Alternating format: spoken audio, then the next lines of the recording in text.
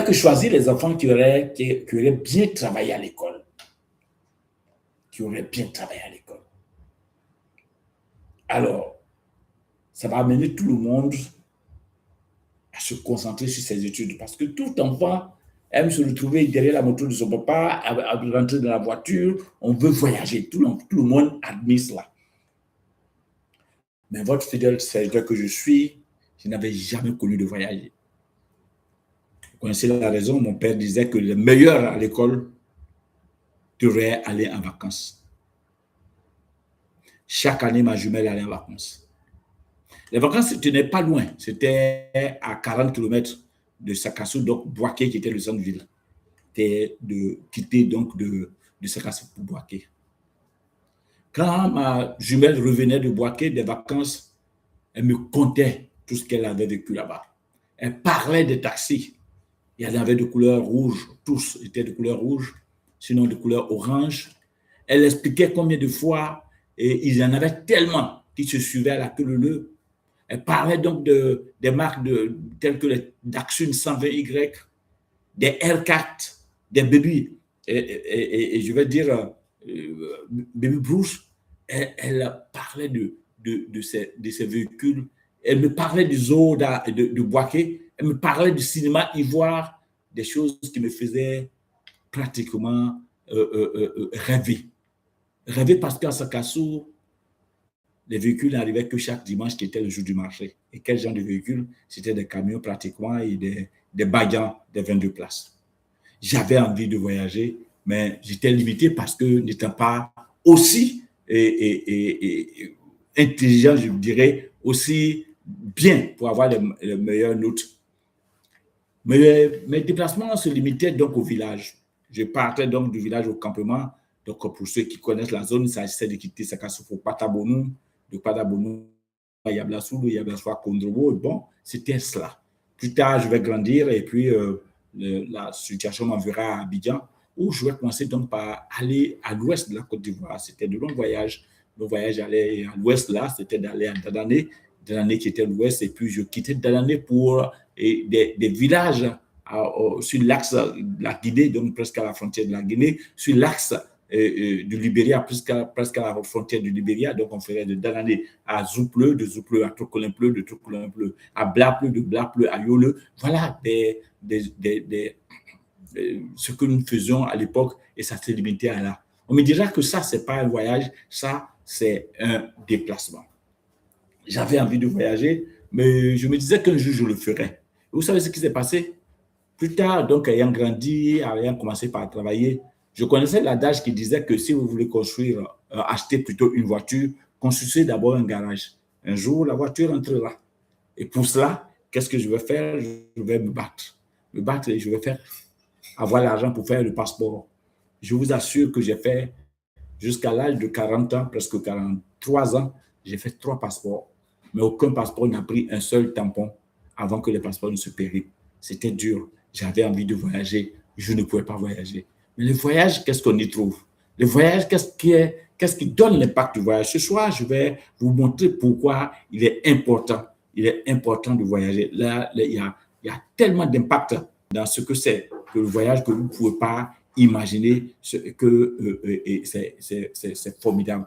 Très souvent, quand on parle de voyage, il y a des choses qui nous hantent. Et, chers amis, je démarre donc cette communication pour vous qui venez nous prendre à marche. Nous avions sur cette plateforme, nous parlons de bien-être, mais ce soir, nous parlons donc de voyage et qu'est-ce qu'il faut savoir d'un voyage et pourquoi il est important que nous voyageons. Mais pour ça, n'oubliez pas, je l'ai dit en début, quand vous montez sur la plateforme, dès que vous vous connectez, la première des choses, c'est de partager, c'est de tapoter et c'est surtout de mettre le pouce, donc de liker et de partager. Les algorithmes, en plus vous le faites, nous démontrent que la communication est d'intérêt. C'est pour ça qu'on vous le demande. Et faites-le, ça nous fera beaucoup plaisir. Tapoter et partager. Alors, je disais donc que, enfin, j'ai eu des difficultés à voyager. Mais quand on grandit, il y a beaucoup de choses. Autant que nous sommes, quand on est africain, on a envie un jour d'aller au pays du Blanc. On a envie un jour de découvrir le pays de Long-Sam. On a envie un jour d'aller voir la Tour Eiffel. On a envie un jour de connaître les bons endroits du monde. Mais quand on parle d'avoir envie, ça va commencer d'abord par s'acheter des billets d'avion. Et vous savez, le billet d'avion, c'est un coût. Parfois, vous partez dans un pays tel que la France, on vous parle de 1000 dollars ou 1000 euros ou un billet d'avion qui va jusqu'à 600 000 francs parfois. Et vous vous dites, c'est toute une fortune. Dans combien de salaire il faut l'avoir? Mais ce qui est important, c'est que les voyages font baisser le stress. C'est une thérapie voyager. Ça fait baisser le stress. C'est important que nous voyageons parce que quand vous voyagez, ça va améliorer votre santé. Oui, ça va créer une meilleure relation humaine, surtout quand vous voyagez en famille, en couple. Et quelles que soient vos palabres, à l'approche des voyages, ça c'est papa ou c'est maman qui se rapproche du moment pour lui demander où se trouvent les carnets de vaccination, donc le fameux carnet jaune, où se trouve le passeport, n'oublie pas ceci, n'oublie pas les billets, ça rapproche. Et vous voyez, vous retrouvez côte à côte en l'air, hein, et au firmament au front de Dieu pendant plusieurs heures, ça rapproche le couple. Voyager a beaucoup d'impact parce que ça va améliorer la mémoire, la santé mentale. C'est-à-dire que quand vous voyagez, un ami me disait que est-ce que vous savez que quand vous voyagez, avant de rentrer dans l'avion, on vous met sur une liste. Et cette liste-là suppose que vous n'êtes plus sur Terre, que vous êtes déjà mort. Et quand vous atterrissez, c'est comme si vous avez ressuscité. C'est très beau donc de se retrouver. Puisque quand vous quittez la Terre, vous n'êtes plus sur Terre, on note votre nom, voilà quelqu'un qui quitte la Terre. Parce que vous rentrez dans l'avion, vous êtes dans l'espace. Et quand vous atterrissez, on renote le nom pour dire, ah, voilà quelqu'un qui a atterri sur la Terre. Donc, pour que vous rentrez dans le groupe des humains. Mais c'est extraordinaire. Et prendre le vol et connaître le bienfait que ça fait. Donc, ça va améliorer ce que je disais tantôt, et la santé mentale. Voyager, ça va élargir vos connaissances. Chaque voyage est une occasion d'apprendre de nouvelles choses. Que ce soit sur l'histoire de chaque pays, que ce soit sur leur architecture, que ce soit l'agronomie, que ce soit les coutumes locales. C'est beau. Je vais vous dire, par exemple, moi, j'ai grandi en Côte d'Ivoire. Quand nous étions enfants, et la région dans laquelle nous étions, les gens raffolaient les chauves-souris, par exemple. Il a suffi que je me retrouve au Bénin, dans une région où pour eux, ils étaient surpris de savoir que les chauves-souris se mangent. Quand nous étions enfants, nous avions une feuille et là qui servait d'antibiotique presque, que les parents prenaient pour soigner les plaies, qu'on prenait pour puriger. Et voilà. Ici, les Baoulés l'appellent la yérémonie. J'arrive donc au Bénin, cette feuille qui était censée être un médicament est une sauce que les gens appellent le tiayo, et c'est intéressant. Là-bas, ça se mange. Des coutumes, plus vous changez de région, vous apprenez beaucoup de choses. Et à ce titre-là, je vais vous donner un exemple. Un jour, je me retrouve donc au Cameroun. J'ai passé toute mon enfance à Sakassou, où j'ai accompagné mes amis, mes frères, mes grands frères, aller au Bangui, aller chercher donc du vin de palme. Et là-bas, ici en Côte d'Ivoire, pour récolter le vin de palme, il faut terrasser le palmier. Donc, il faut en fait tomber le palmier, couper les branches, et puis, bon, on met un canari en dessous ou un pot de 4 litres en dessous, on pèse on creuse donc vers je vais le sommet du palmier là, c'est tailler les feuilles qui sont taillées, puis on creuse là, après on le pèse pour que la goutte puisse tomber dans la marmite ou le canari ou et dans le pot. Très souvent, c'est des petits bambous qui servent de passage, donc qui servent de pareil à une paille. Hein, il y a des gens d'insectes, hein, un peu comme des scarabées, et qui viennent boucher cela. On les appelle en langue locale ici les conogolis. Mais avant ça, dans ces palmiers qui commencent par pourrir d'un côté, vous avez des larves qu'on appelle la non-plein qui est raffolée, qui est mangée. C'est des larves qui se retrouvent dans les palmiers. Donc, nous apprenons et nous aimons aller donc, au palmier enfant pour s'acheter, donc, pour se retrouver donc, avec ces conogolis-là à qui on attache la patte, et quand ça vole, on est heureux de voir voler. C'est sûr qu'à la fin, ils vont finir à être braisés, à être mangés, mais on s'amusait avec. Et puis plus tard, j'arrive à Douala, au Cameroun, et je vais rendre visite à une amie qui me dit bon, que on ira dans son village et que nous irons récolter du vin de palme. Alors, pendant qu'il parle du vin de palme, moi, je ne trouve pas étrange parce que je connais tout le processus. Sauf que pendant que je l'accompagne, nous arrivons à l'entrée du champ, je vois que tous les palmiers sont debout. Je dis, mais c'est où sont les palmiers? Il dit, nous sommes arrivés, mais où sont les palmiers où on va récolter le vin? Il dit, mais voici les palmiers. Qu'est-ce qui se passe? Il dit, non, il y a les gouttes déjà qui sont attachées et que la récolte se fait en haut. Donc, j'ai vu mon ami grimper donc, le palmier et aller faire la récolte du vin de palme en haut du palmier. J'étais surpris. Je venais d'apprendre pour la première fois que pour récolter le vin de palme, on pouvait le récolter soit palmier abattu ou debout. Mais sans que je n'ai fait ce voyage, je n'ai jamais su qu'on pouvait récolter le vin de palme et sur le palmier qui est vivant. Ça, c'est des coutumes. Ça, c'est des histoires. C'est pratiquement, je dirais, leur mode de vie local. Donc, plus vous voyagez, plus vous connaissez ces habitudes-là. Vous savez, chez moi, au Bénin, le noir est synonyme de deuil. Le noir, quand on se met en noir, on voit le deuil. Et donc, chaque fois, ça fait que le noir n'était pas une couleur auquel on s'habituait. C'était presque voir quelqu'un porter le noir. Et c'est pareil, hein, dans les zones telles que le Ghana, c'est le noir et le rouge qui est mis ensemble, c'est synonyme du deuil. Ça fait qu'on s'habille très rarement en noir. Et puis, j'ai la chance de me retrouver un jour en Afrique du Sud, et précisément à Benoni, et je fais Benoni, après je viens à Johannesburg, et je suis surpris de voir que la majorité des gens s'habillaient en noir.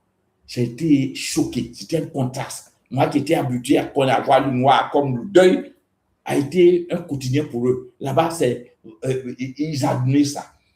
J'ai eu la chance de me retrouver un jour au Kenya, et précisément à Mombasa. Mombasa, c'est une autre ville après Nairobi. À Mombasa, là-bas, on parle de Maasai. Et vous voyez, j'ai été heureux de voir comment ces Maasai-là s'habillaient avec des pailles qui nouaient juste à l'épaule, au cou, et de couleur rouge, avec des rayures là-dedans. Et il y en avait de plusieurs sortes. Et ils adoraient ça, ils admiraient ça. Et ça, on les reconnaît par cela en tenant leur bâton. Et tout le monde voit donc que c'est leur coutume. Donc, il faut sortir de là pour connaître cette coutume-là. Enfant, nous avions peur d'une période. Quand la saison sèche approche, il y a des femmes qui quittent le Niger et qui viennent avec les canaris sur la tête, avec de grands boucles d'oreilles, de larges boucles d'oreilles. Et elles venaient dans une période-là, et c'est elles qui savaient, en griffe, circoncire les enfants qui venaient de naître. Elles avaient des canaris qui contenaient plusieurs breuvages, plusieurs médicaments, et c'est elles qui étaient chargées de montrer toute poudre qui guérissait ceci, qui guérissait cela. C'était les meilleurs à l'époque. Mais c'était, pour nous, enfants, quelque chose de bizarre, quelque chose qui faisait peur. Je pense que si tu te retrouves, si tu vois de quoi je parle, tapote et partage pour montrer que tu es en face avec moi. Et ces femmes-là, ces dames-là, pour qui on avait peur, et n'avaient autre chose que leur coutume. Elles étaient habituées. Nous, les voir avec autant de boucles d'oreilles, avoir plusieurs boucles d'oreilles dans une seule oreille, c'était pour nous quelque chose de monstrueux. Mais c'était coutumier. Et voilà comment voyager va vous apprendre beaucoup de choses. Chez nous, quand on voit les gens construire, dans les villages, les gens construisent en banco. On parle de maçon gaulier, où vous voyez les gens pétrir l'argile, le lancer et le déposer, faire des cases avec. Et nous avons un mode de construction avec les briques qui sont semblables et qui sont presque pareils. Mais quand vous quittez, par exemple, l'Afrique de l'Ouest ou pratiquement les villes francophones, vous quittez Abidjan, par exemple, que vous retrouvez à Cotonou, vous avez, ou au Togo, vous avez de manière similaire les mêmes manières de travailler parce que c'est la même main-d'œuvre qui vient travailler là. Mais parfois, quand vous commencez par traverser le Ghana, vous vous rendez compte que l'architecture change, la toiture change parce que c'est culturel. Mais quand vous arrivez au Kenya, Et parfois, vous voyez des morceaux de pierre taillés en briques et ça fait beau. Et vous il suffit de vous retrouver, par exemple, en Égypte pour voir tout ce que c'est. Alors, donc, voyager prolonge la vie. Et il est important. Voyager, vous savez, quand on parle de voyager, prendre des vacances, on ne peut pas imaginer cela. J'ai choisi le sujet parce que quand on parle de bonheur, il y a des taux, des normes qui, dans la joie, il y a des niveaux. J'ai l'habitude d'expliquer que quand on est enfant, il y a une période que tout le monde aime, c'est l'approche des fêtes. Pourquoi? Parce qu'on va s'habiller nouvellement. On aura une nouvelle chemise, on aura une nouvelle chaussure. Et ça fait qu'on est heureux d'être vêtu. Et ça va nous suivre jusqu'à ce qu'on grandisse. Regardez quand vous achetez un nouveau costume, même quand c'est un dessous, quand vous portez vous-même, le jour où vous le portez, ce jour-là, vous marchez avec contenance. Vous êtes fier, vous êtes heureux, vous êtes rassurant parce que ce que vous portez est neuf. Mais le lendemain, si vous devez reporter, vous n'avez plus la même sensation. Ça voudra dire quoi? Que l'habit donne une joie, un bonheur d'une journée. C'est juste une journée. Après cette journée-là, c'est fini. Si vous avez la chance d'acheter une voiture, le jour où vous achetez la voiture, vous ne voulez même pas quitter votre voiture, vous voulez même dormir là-dedans. Mais dans la même semaine, vous commencez par rencontrer la même voiture partout. Et vous êtes surpris que vous n'êtes pas le seul à avoir la voiture là. Et puis, un mois après, une voiture vous dépasse et vous la regardez. Quand une voiture vous dépasse, que vous la regardez, ça veut dire que vous n'êtes plus fier de celle dans laquelle vous êtes et que vous voulez avoir celle-là. Ça veut dire que le bonheur qu'une voiture vous apporte ne dure pas plus qu'un mois. Après un mois, c'est fini. Si vous avez la chance de vous battre dans votre vie et de construire une maison, dès que vous construisez la maison, que vous commencez par rentrer chez vous, vous êtes fier quand vous avez votre clé. Vous êtes heureux d'avoir fini avec le propriétaire. Vous êtes très heureux. Parfois, vous rentrez très tôt à la maison. Quand quelqu'un vous voit, au détour d'une communication, vous ajoutez, mais désormais, j'habite chez moi. Quand tu viendras connaître la maison, on est pressé de faire venir voir les amis chez soi pour montrer qu'on a construit sa maison. Petit à petit, et un an après, on se rend compte que le bonheur qu'apportait la maison a disparu. Parce que les charges, l'argent qui servait à payer le loyer, qu'on pensait pouvoir, je dirais, récupérer ici parce qu'on est dans sa propre maison, trouve d'autres issues. Et petit à petit, on ne se sent même pas qu'on est dans sa propre maison. Voilà comment ces différentes joies vont s'estomper après un temps donné. Mais un voyage, à l'instant où je vous parle, si vous avez fait un voyage, un beau voyage dans votre vie, quel que soit le voyage, si on vous demande de la raconter, vous vivez les mêmes sensations que le voyage. Et c'est pour ça qu'en Occident, on travaille 1 an, 11 mois, on travaille et on prend 1 mois pour voyager, pour se remettre à zéro, pour réinitialiser son cerveau, pour reprendre un certain nombre de plaisirs. Et ça fait plaisir parce que le voyage, le bonheur que procure un voyage dure dans le temps. C'est pour ça que le voyage va être le summum des bienfaits et dans le bien-être. C'est pour ça que je parle de voyage ce soir. Alors, donc, si tel que le voyage peut apporter autant de bonheur, qu'est-ce que nous pouvons faire? Avec le voyage, vous allez établir des souvenirs durables. Dans chaque voyage, on n'oublie pas. Voyager, souvent, crée une multitude de souvenirs inoubliables. Parfois, quand vous voyez certains symboles, tels que la Tour Eiffel, tels que Notre-Dame de la Liberté, aujourd'hui, quand vous voyez l'Amazone, chaque symbole vous dit quelque chose, vous rappelle un pays. Quand vous voyez ces statues avec l'horloge là-dedans, vous vous souvenez de Londres, vous dites ça, c'est Londres avec ses cabines rouges. Hein, c'est des choses qui restent.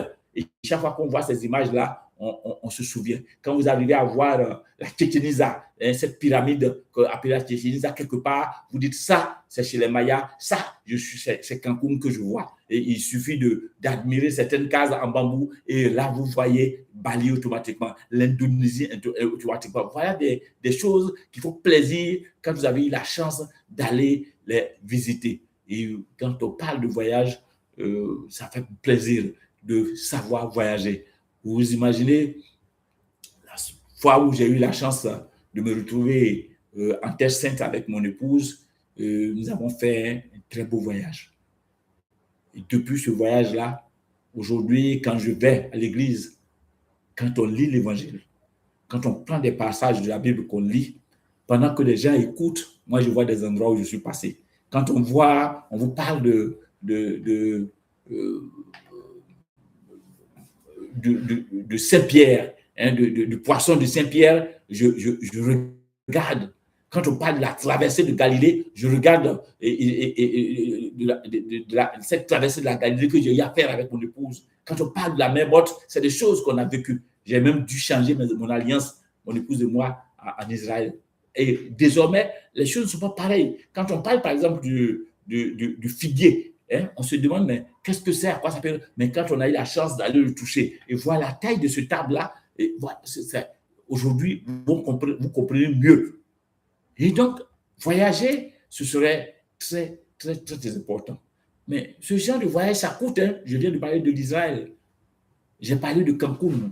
Il s'agit du Mexique. J'ai parlé de Notre-Dame de la Liberté. Donc, la Dame de la Liberté, pour la voir, il faut se retrouver à New York. Quand on parle de la Tour Eiffel, c'est Paris. Quand vous vous retrouvez, vous devez aller à New Delhi. Mais tout ça, ça coûte de l'argent, assez d'argent. Mais combien ça peut coûter, par exemple, un montant pour aller pour un vrai voyage? Et quand vous devez faire un voyage, un minimum de jours, c'est 5 jours au moins. Pourquoi? Parce que si vous faites moins de jours, vous allez martyriser votre corps. Il y a ce qu'on appelle le décalage horaire qui va jouer. Donc, vous avez le temps pour que le corps s'initialise et pour vous permettre de jouir le temps, ce que vous êtes allé vivre. Quand vous devez aller aux États-Unis aujourd'hui, si vous devez partir à regardez 2 billets pour les États-Unis, ce que ça, le montant du séjour, donc l'hôtel que vous devez prendre, l'argent de poche, le visa à avoir, vous savez ce que c'est? Je vais vous donner un exemple. Si vous devez être à Bali ou en Indonésie, regardez ce que ça coûte pour le couple. L'exemple que je vais vous donner le plus simple, c'est Singapour. Oui, Singapour. Quand on parle de Singapour, j'ajoute, n'acceptez jamais mourir sans connaître Singapour. Singapour doit être le début du paradis, chers amis. Ah oui, Singapour. Nous étions là-bas, ma chère tendre épouse et moi. Nous étions logés à l'hôtel Marina Bay Sands. Il s'agit de 3 immeubles de 57 étages, surplantés par la plus haute piscine olympique du monde. Dans cette piscine au 57e, mon épouse et moi, tous deux, tout nus, on a nagé pour recevoir la bénédiction de Dieu avant que ça atterrisse. C'est extraordinaire. Vous dormez dans ce genre d'hôtel, un sorcier ne peut plus jamais avoir raison de vous. Oui, vous ne pouvez pas rêver d'un Benoît qui vous a poursuivi. Hein. Les voyages, c'est important. Mais pour aller à Singapour, 2 billets de Singapour, aujourd'hui, le billet de Singapour, le minimum que vous puissiez payer, c'est autour de 1900 dollars. C'est-à-dire que si vous devez le convertir, c'est une affaire de près de 1 million 150 000 francs. Alors, s'il faut prendre 2, regardez, ça vous fait 2 millions 300 pour vous et votre épouse. Arriver à Singapour, si vous devez loger dans un hôtel, Madia 500B, cet hôtel dont je vous parle, la nuitée pour une chambre standard, c'est de 900 000 francs. Une nuitée. Les chambres varient de 900 000 à 9 millions. Là-bas, il n'y a pas de séminaire. Hein. Tu ne peux pas aller trouver des ministres qui sont en train, parce que l'État a demandé un séminaire. Non, non. Tu peux aller trouver ton président de la République là-bas ou des stars d'un certain niveau. Madia Bessand, c'est de 900 000 francs à 9 millions la nuitée. À supposer qu'on vous donne la chambre du gardien ou qui fait 450 000 francs, cette chambre-là, une nuitée que tu dois vous faire 5 jours, imaginez ce que ça va faire. Les 5 jours vont vous faire 2 250 000 francs. Ajoutez à 2 300 000 francs comme billet d'avion, mais vous devrez manger, avoir de l'argent de poche. À supposer même pas tout casser que vous avez 1 million pour les 5 jours, les amis, vous vous retrouvez à combien? Ça va vous faire plus de 5 500 000. Mais de vous à moi, pourquoi diantre on prendra 5 500 000 pour aller bousiller en 5 jours? C'est la question que vous allez vous poser. Et oui, nous, Africains, si on a de l'argent, c'est les calculs que nous faisons. On se dit, mais pourquoi je vais mettre autant d'argent pour juste 5 jours de plaisir? Ce n'est pas du plaisir. C'est prolonger sa vie. C'est vivre autrement. Je vous assure, ce n'est pas donné à n'importe qui. C'est extraordinaire, c'est dur et ce n'est pas apporté. C'est un budget qui est trop élevé. Et quand c'est trop élevé, qu'est-ce qu'il faut faire? Qu'est-ce qu'il faut faire? C'est là où se trouve la question. Partir en vacances plus souvent et plus loin, c'est ce qu'on demande. Mais avec quel budget? C'est pour ça que ce soir, j'ai voulu te demander de t'arrêter un moment et de penser dans quel pays souhaiterais-tu aller? Où voudras-tu voyager? Cher ami, pour toi qui es connecté, avant que je ne poursuive, tapote, partage, mais surtout, mets-moi un commentaire. Quel est le pays qui te plaît? Dans quel pays souhaiterais-tu aller? Je voudrais faire une petite pause avec la salsa en lisant vos commentaires, en demandant à savoir dans quel pays vous voulez aller. Vous savez pourquoi? Faites l'exercice parce que le secret va être donné et vous verrez que vous pourriez voyager à coup sûr dans l'endroit où vous souhaitez. J'ai passé plus de 40 ans sans faire un seul voyage. Mais je vous assure, j'ai mis 10 ans, 10 ans à connaître le monde entier. En l'espace de 3 ans, j'ai pu vider 4 passeports. Et comment je suis arrivé, ce soir, je vous donnerai le secret. Et donc, je veux voir où chacun voudrait aller.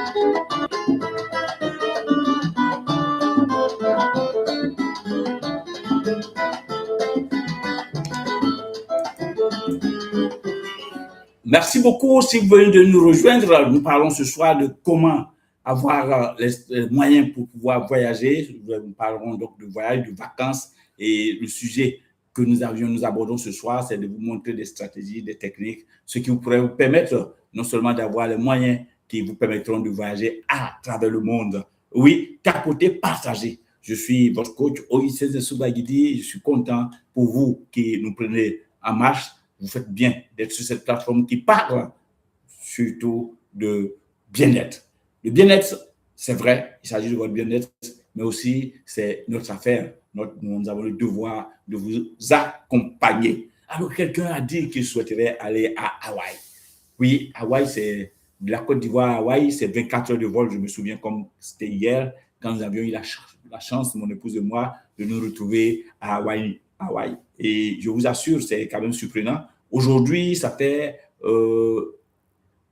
jour pour jour.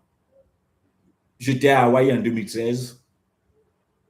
En 2013, je me souviens que le 24 avril 2013, mon épouse et moi, nous étions à Hawaiian Hilton Hotel. Là-bas, je dirais c'est le coin où les demi-dieux viennent gaspiller leur fortune. Hawaï. Hawaï, ce n'est pas n'importe où. Pour que vous ayez une idée, vous savez, après les dernières élections des États-Unis, le dernier mandat d'Obama plutôt.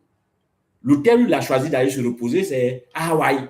C'est à Hawaï, il est parti et c'est à Hawaiian Atoll Hotel où Obama allait se reposer. J'ai eu la chance de dormir dans le même hôtel que lui. Je me suis mis dans la même plage, je couchais dans la même plage. J'étais avec un ami que je félicite aujourd'hui. C'est la première fois il verra un plat avec de l'ananas. J'étais surpris comment on peut préparer un plat salé avec de l'ananas dedans. C'était la première fois qu'il voyait ça. Aujourd'hui, cet ami qui quittait l'Afrique pour la première fois pour ce long voyage qui a duré 24 heures de vol, Abidjan, Hawaï.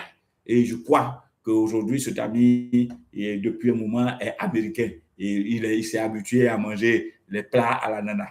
Voilà ce coin d'Hawaï où tous les grands de ce monde sont passés. Hawaiian Atoll Hotel, j'ai vu chacun leurs images, leurs photos et placardées des murs. J'ai vu les écrits, je crois, je me souviens avoir mentionné quelque part sur un mur que Augustin de Souvagui y est aussi passé.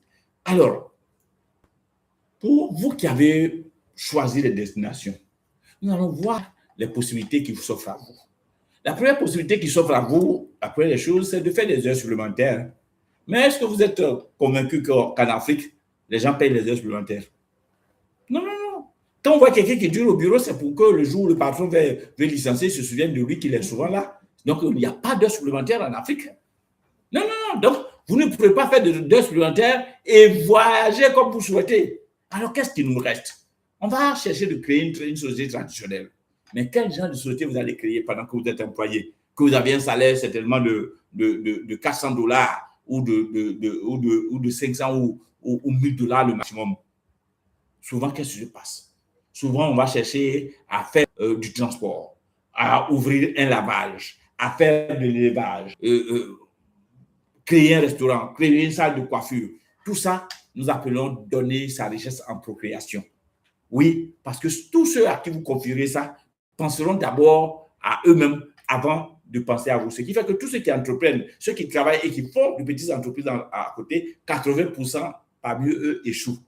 Et si vous avez l'intention de créer quelque chose, contactez-moi, je vous dirai et autour de ce que vous devez faire, quelles sont les limites que vous pouvez avoir et quelles sont les chances de réussir. Mais 80% de ceux qui entreprennent, qui sont employés, échouent. Juste parce que ceux à qui les confient ne les gèrent pas. On dit où se trouve ton trésor, se trouve ton cœur. Quand vous êtes comptable quelque part dans une structure, on vous appelle, je dis n'importe quoi, vous êtes appelé DAF, et qu'avec votre salaire, pour avoir un peu plus d'argent, vous ouvrez un marqué quelque part, le soir, vous quittez votre bureau pour venir où?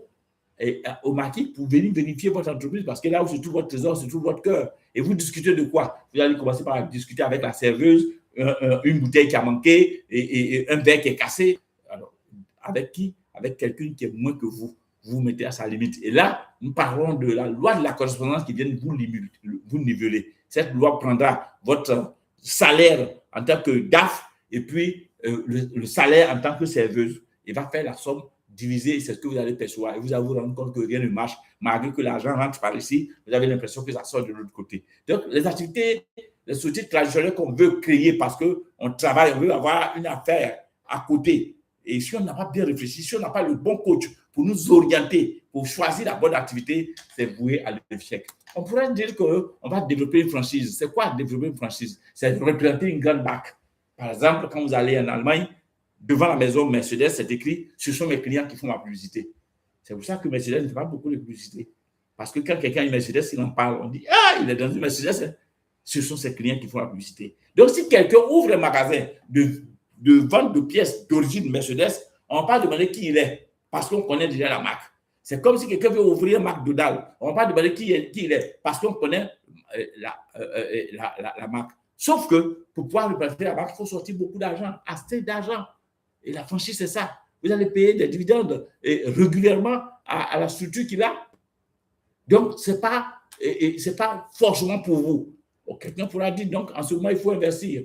Et quand on parle d'investissement, regardez souvent, quand vous regardez les chaînes étrangères, vous allez voir que au niveau de la bourse, ce que vous avez vu qui est ouvert, les secondes qui suivent, ça passe au rouge. Et oui, ce n'est pas aller investir dans la bourse dans l'intention d'attendre que ça fleurisse, voir la chance pour pouvoir cumuler l'argent pour voyager, c'est trop long. Quelqu'un dira, ah oui, je préfère faire les jeux de hasard. Et là, je voudrais m'arrêter un peu. Pour vous qui m'écoutez, il faut bannir les jeux de hasard dans votre mode de vie. Il n'y a rien de pire dans sa vie que les jeux de hasard. Je vais vous situer quelque chose pour que vous puissiez comprendre pourquoi je le dis. J'étais enfant à l'époque, nous étions au cours primaire et je vendais ce qu'on appelle des tombolas. C'est des ballons, les ballons gonflables, là, il y en a de toutes formes et il y en a de plus gros. C'est sur un support là. Et puis, il y a des tickets que vous tirez. Vous ouvrez le ticket, le numéro qui apparaît, c'est celui-là que vous prenez. Et nous le vendons. Et j'ai passé à vendre. Après, il y a eu des objets tels que des sifflets, des oiseaux, tout ça. Mais il fallait jouer pour prendre. Il y a d'autres personnes, même des femmes qui le faisaient, mais c'était avec des casseroles, des bols, tout ça. On appelle ça tombola. Alors, je vendais donc tombola pour nous, enfants. Quand on achète le paquet neuf, tous les ballons sont là-dessus, du plus petit au plus gros. Les plus gros, il y en a un seul, très gros, et puis il y a au moins 3, 4 moyens, et puis bon, les plus petits, il y en a beaucoup. Eh bien, quand on achète le paquet, qu'est-ce que nous faisons, nous qui vendons? Vous allez vous mettre dans votre chambre, vous allumez la lumière, ou vous prenez la lampe, vous allumez la lampe, vous mettez là où on tire le jeu, là, à la lumière. Quand vous mettez à la lumière, tous les numéros apparaissent, vous voyez les numéros. Et en ce moment, vous voyez le numéro du gros ballon. Quand vous voyez le numéro du gros ballon, qu'est-ce que vous faites? Vous enlevez donc le numéro du gros ballon. Ça voudra dire quoi? C'est supposé être gagné. Et ce numéro-là, puisqu'il est enlevé, il n'existe plus. Et donc, alors que c'est lui là pas, c'est lui qui fait jouer tous les enfants. Et puisque tout le monde veut avoir le gros, finalement, vous vendez tous vos ballons sans que le gros ne soit gagné. Plus tard, la société a compris que les gens trompaient comme ça, ils vont doubler la surface. Et quand on double la surface, quand vous présentez les billets à la lumière, vous ne voyez plus. Mais pendant que le propriétaire réfléchit, les voleurs aussi réfléchissent. Et qu'est-ce qui va se passer? Désormais, quand vous payez, vous êtes le premier joueur. Vous-même, vous jouez le premier. Et très souvent, vous perdez. Quand vous jouez, vous gagnez le plus petit. Et quand vous gagnez le plus petit, vous enlevez le petit que vous avez gagné, vous sautez le gros de sa place et vous le mettez à la place du petit qui est gagné. Donc, plus c'est le gros qui est poursuivi. Donc, finalement, le gros, la place du gros là-bas, vous remettez donc le petit que vous avez enlevé, que vous avez gagné là, à la place de ce gros-là. Je ne sais pas si vous avez compris. Vous le déplacez, alors que c'est lui qui est suivi. Donc, voilà comment on arrivait quand même à vendre tous nos ballons dans le poursuivre. Et finalement, pour tous les paquets qu'on avait achetés, à partir d'un certain nombre, on ne vend plus. On ne vend plus et on a les gros là qu'on garde. Et puis après, quand on commence à jouer et les ballons, on va jouer 3 ou 4, les anciens ballons gros qui sont restés, on va les ajouter à la nouvelle plaque qu'on a. Donc, ça fait attirer plus de personnes parce que les gens ont plus de chances de gagner des gros qui n'ont pas le numéro qui existe. Et donc, vous continuez par vendre et vous vendez le maximum. Ça, je parle de ballon. Je viens au jeu de hasard, la loterie nationale. Vous savez, dans tous les États combattent les jeux de hasard. Mais ils se sont rendus compte que plus de 80% de la population adore ça. Et le plus grand nombre de ceux qui adorent, c'est les pauvres. Pauvres en esprit, pauvres en argent. Les partisans de moins d'efforts qui veulent rapidement changer leur vie et ils s'y mettent. Alors, l'État a tellement lutté contre ça que l'État ne pouvant plus, l'État va créer elle-même l'autorité nationale. Pour dire, bon, comme vous ne pouvez pas, moi-même, je vais me mettre dedans pour bouffer aussi. Voilà comment les gens vont jouer. Comment vous pouvez comprendre que des vieillards sont chez nous ici, en Afrique, ici, assis au cabaret, et vont dire le cheval qu'il a gagné en France. Et vous les voyez toujours dire, c'est 7 qui a manqué, je vais mettre 47, j'ai mis 74. C'est que toujours, maintenant, c'est de très rares qui gagnent. Et comment ça gagne? Je vais vous expliquer aussi, pour que vous puissiez voir clair là-dedans. Je suppose que vous êtes 10 frères et soeurs, même père, même mère. Et on vous dit que quelqu'un fait de la loterie où on gagne. Et chaque billet est vendu à 10 000 francs. Et vous, les 10 frères, vous achetez un billet chacun. Ça vous fait combien? Calcul mental, ça vous fait 100 000 de jeux que vous avez fait dans la famille. Mais pendant que vous, les 10, vous jouez 10 000, 10 000, 10 000, Parmi vous, un de vos frères crie « Wow, je viens de gagner !» Et quand il monte, il a gagné effectivement 30 000 francs. Mais tous les autres frères ont perdu. Vous aviez gagné ou bien vous avez perdu? Je réponds à cette question. Lui, il crie « Wow, il a gagné 30 000 !» Les 9 autres n'ont rien gagné. Vous avez gagné ou vous avez perdu? Si vous rapprochez à la famille, la famille a sorti 100 000 et c'est 30 000 francs. On a gagné. Ça veut dire quoi? On a perdu combien? 70 000. Mais le problème qui se pose, c'est que, au lieu que vous voyez ça en pète, c'est les 9 autres frères là, qui vont aller dire à d'autres personnes que leur affaire là, ça marche, que leur propre frère a gagné 30 000. C'est devant eux que le propre frère a joué, il a gagné 30 000. C'est parce qu'eux ne sont pas chanceux. Que le frère est chanceux, hein? Lui, il a gagné 30 000. Donc, c'est eux qui ont fait la propagande du seul qui a gagné. Alors qu'eux, ils ont perdu tout. Mais ils ne voyaient pas ça comme ça. Et c'est le seul là, sur qui on devrait mettre la caméra pour dire n'a qu'à parler. Et lui, il va expliquer comment il a joué, qu'il a gagné, qu'il remercie le jeu qui a été bien, qui a été honnête. Voilà comment ça se passe. Et les partisans de moindre effort, les gens qui ne comprennent pas comment le monde se fait, vont venir jeter leur argent là-dedans. Alors, maintenant, vous avez compris. Pourquoi? Parce que j'ai ramené ça à la famille. Donc, puisque les autres, vous ne les connaissez pas, c'est ce qui se passe. Éternez ça sur le plan national. Regardez le nombre de monde qui joue. Est-ce que vous aviez fait attention une fois quand les sociétés de loterie déclarent leur chiffre d'affaires sur tous les bénéfices qu'ils font? Ils le déclarent à titre de milliards dans chaque pays. On dit oui, cette année, on a fait des profits de tant de milliards sur le dos de combien de pauvres? De ces partisans de moindre effort. Il faut apprendre que le hasard ne te fera pas gagner de l'argent. Maintenant, autre chose. Si tu fais partie de cette personne-là, de soi-disant chanceuse, tel que le frère qui a gagné les 30 000, et que lui seul, il a gagné 3 millions, qu'est-ce qui se passe? Cette loi va le niveler.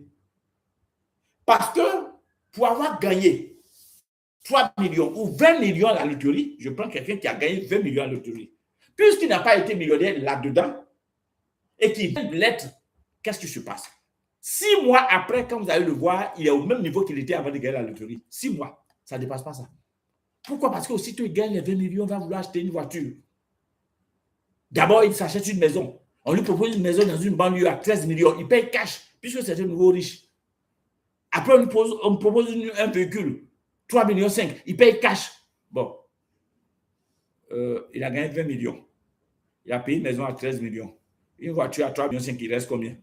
Ça lui fait 16,5 millions. Il va lui verser combien? Il va lui verser 3,5 millions. Garçon a une nouvelle maison. Il a payé une nouvelle voiture. Qu'est-ce qu'il va vouloir faire? Il va vouloir compléter une copine à sa femme. Il prend une copine, une nouvelle copine. Le week-end qui suit, il va supposer qu'avec sa copine, il doit quitter la ville pour aller dans une autre ville et aller faire le week-end. Et il prend sa femme, dans sa copine, dans sa nouvelle voiture, il fait le chemin. Et à moins de 50 km, le véhicule tombe en panne. Et il faut appeler le mécanicien qui vient de la ville où il est. Le mécanicien vient les trouver là, il dit vraiment, doyen, vous n'avez pas mis de l'eau dans les radiateurs? Oh, vous venez de bomber la cuirasse comme ça. Vraiment, doyen. Mais ce n'est pas grave, si je trouve 1,5 million tout de suite, demain, je vais vous trouver un nouveau moteur, je vais chercher au Ghana. Tout de suite, ça va, on va remplacer. Le nouveau riche ne voudra pas perdre son véhicule, va sortir de 1,5 million. Il lui restait combien? Nous avions dit 3,5 millions. Il sort 1,5 million dedans, il lui reste combien? 2 millions. Mais il ne reste plus 2 millions parce qu'ils sont déjà à mi-chemin. Vous pensez que l'homme qui a une nouvelle femme, une fractionnée, il va se retourner? Non, il va continuer à l'autre ville là-bas pour aller faire son week-end. Là-bas, il va prendre un hôtel. Pendant qu'ils sont à l'hôtel, c'est là où son portable va sonner. Monsieur, vous avez acheté une maison dans le quartier ici? Oui. La maison que vous avez achetée est une maison litigieuse. On vous attend le lundi matin au tribunal. C'est là où il a en parlé à sa copine pour dire vraiment, voyez les gens là. Regardez comment ils sont malhonnêtes. La maison que j'ai achetée il n'y a pas longtemps, on me dit que c'est une maison litigieuse. Sa copine dit non, attends, je vais appeler ton nouveau beau. C'est un avocat, il va t'aider. Elle prend le téléphone, elle appelle. Grand frère, comment ça va? Il y a ton beau là, ton nouveau beau là qui a un souci ici. Il parle le téléphone jusqu'à dire bon, d'accord. Ok, il va te faire les affaires tout de suite. Bon, j'ai appelé ton beau, hein, il est avocat. Hein, bon, il dit pour ouvrir le dossier et tout ça, il faut déjà envoyer 500 000 là-bas. On fait un transfert d'Orange Money ou de Mobile ou de quelque chose, 500 000 sont partis dans les combien? Non, ben, ça fait plus de 2 millions, puisqu'ils sont à l'hôtel. Ils ont payé le taxi pour arriver là-bas. Donc, dans les moins de 2 millions, ils sont 700 000 qu'il envoie. Il va retourner. Il lui restera en tout pour tout 1 million en poche. Et le jour du procès, il va rencontrer son beau finalement. Le beau va lui dire, bon, on vient d'arriver, mais il faut sortir 200 000 quelque part ici. On doit donner à telle personne, parce que la situation là. Sauf que, ce que le beau ne lui a pas dit, c'est que lui, il est avocat spécialiste des divorces. Bon, là, on est dans une situation de quoi? On est dans une situation domaniale. Il s'agit de maison. Vous savez, quand on parle d'avocat, ils ont chacun leur filière. Mais lui, il est spécialiste des divorces. Bon, vous pensez qu'il peut gagner un procès comme ça? Voilà comment, lamentablement, pendant qu'il a encore pris 200 000 francs dans les 1 million restant du monsieur, voilà comment, lamentablement, il va perdre le procès. La maison payée à 13 millions vient de s'envoler.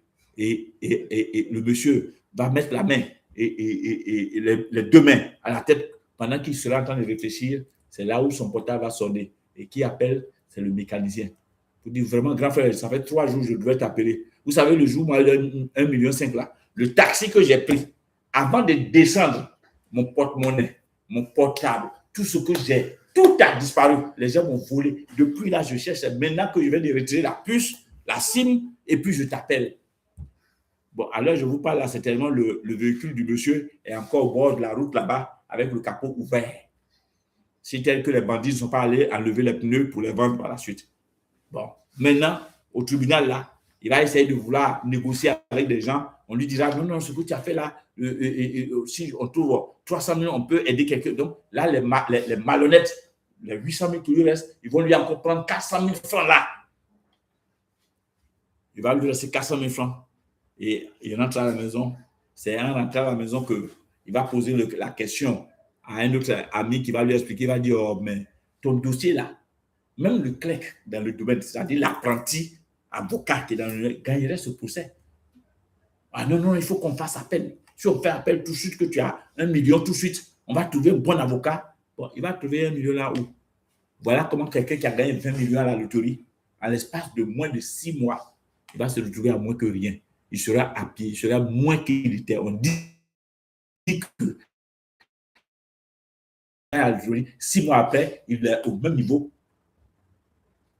qu'il était avant de gagner la loterie. Voilà ce que c'est que la loi de la correspondance. Ah oui, cette loi ne badine pas. Ne badine pas. Elle vous nivelle. Elle vous met à votre place. Voilà comment les jeux de hasard ne font jamais du bien. Autant ceux qui le jouent, 90% sont appelés à perdre pour laisser 10% gagner.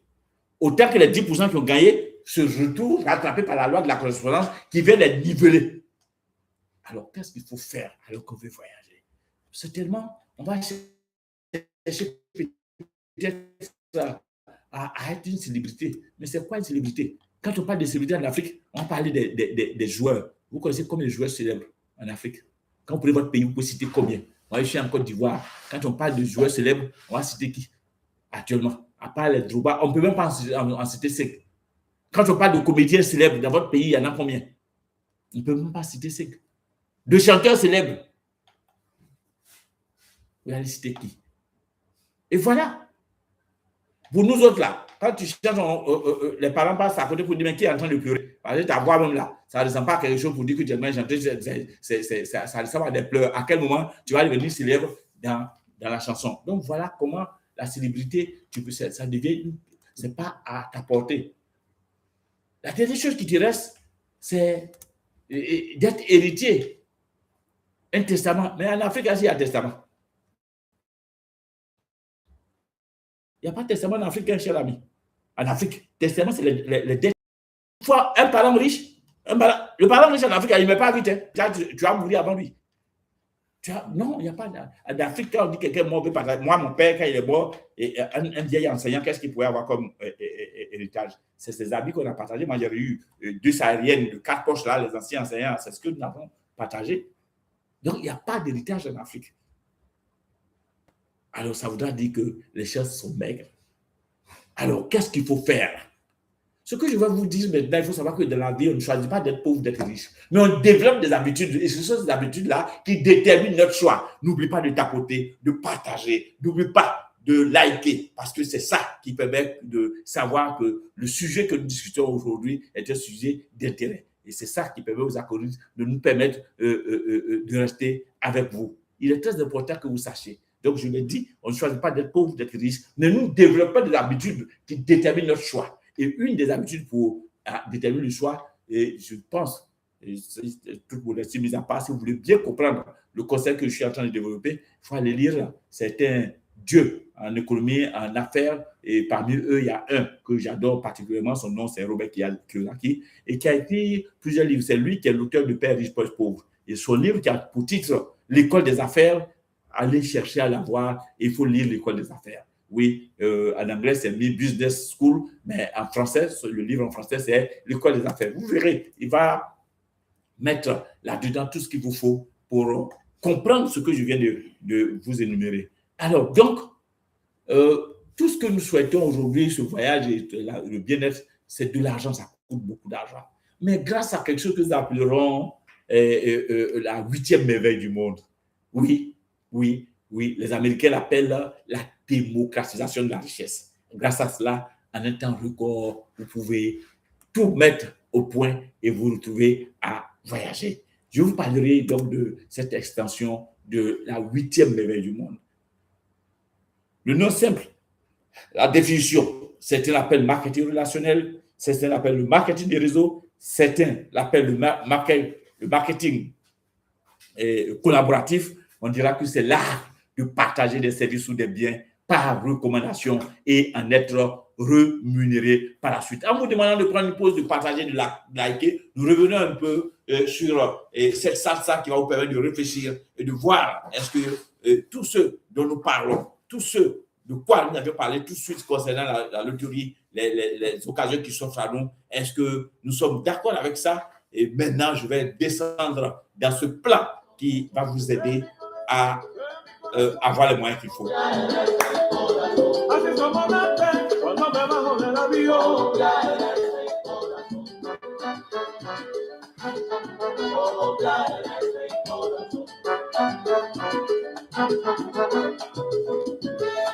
Quelqu'un a dit que le live est passé.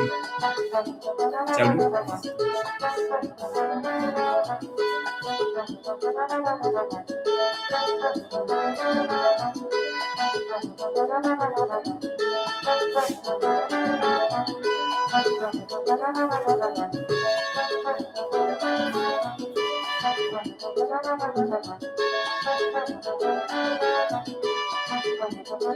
Likez.